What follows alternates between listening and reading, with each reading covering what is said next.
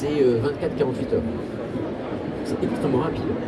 Une auto-entreprise, c'est 15 minutes. Hein. C'est-à-dire que vous allez sur le site internet autoentrepreneur.com et vous faites en 15 minutes l'ouverture de votre compte.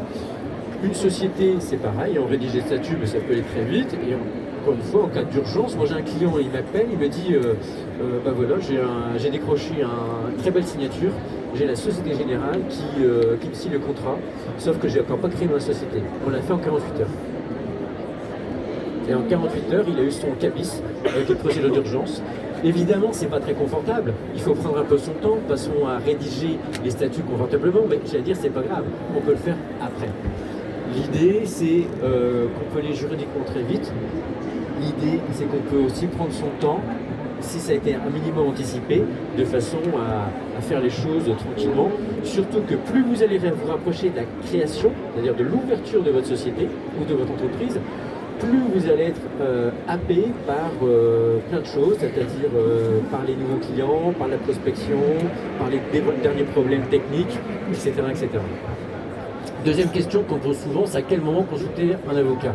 Alors j'en ai parlé tout à l'heure, le plus tôt possible. Au pire, il vous dit c'est trop tôt, et sinon vous allez au bon moment. Il va vous donner le calendrier respecté, à quel moment aller voir votre banquier, à quel moment aller voir peut-être Pôle emploi également, etc., etc., en fonction de votre situation. Faut-il s'associer dès la création?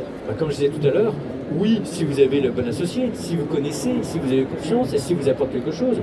Si ce n'est pas encore sûr, faites des fiançailles, c'est-à-dire un contrat avec une prestation qui est facturée, et puis vous faites connaissance et après vous allez passer à l'association, donc au mariage. Mais en tout cas, dès la création, ce n'est pas indispensable. Vous pouvez travailler collectivement sans forcément penser à l'association. Quel est le budget de création d'une entreprise? Alors, le budget, ça varie, parce que ça dépend en fait de votre projet.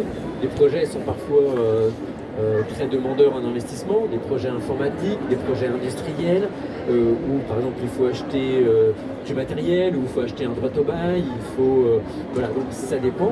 D'un point de vue juridique, c'est juste les formalités au greffe, donc c'est quelques centaines d'euros d'immatriculation au greffe. Vous rajoutez dessus les frais d'un avocat d'affaires, donc des honoraires, mais les honoraires d'avocat d'affaires, c'est une fois et c'est une charge. Ça veut dire que c'est défiscalisable par votre société, et une fois que c'est payé, une société, c'est valable 99 ans. D'accord? Donc le budget de création, il peut être, d'un point de vue juridique, assez restreint. Surtout que les avocats d'affaires aujourd'hui proposent beaucoup de packages, où vous avez donc tout compris, la création, le choix de statut, la création et l'immatriculation. Donc ne vous embêtez pas à trop vous mettre le cerveau à l'envers sur regarder sur internet, sur quel régime social, quel régime fiscal, etc.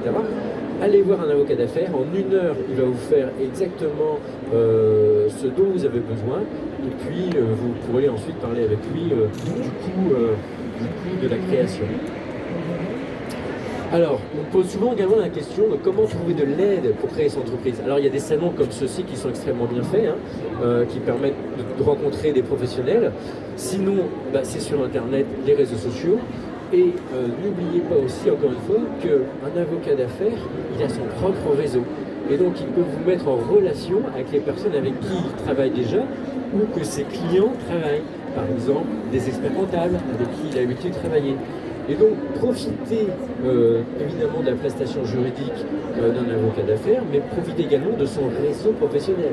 Donc, il va vous mettre en relation avec, par exemple, un banquier qui va financer des nouvelles technologies ou qui va financer des activités éco-responsables. Pourquoi? Parce qu'il connaît tel banquier, il sait que tel banquier a un budget de financement pour telle et telle activité.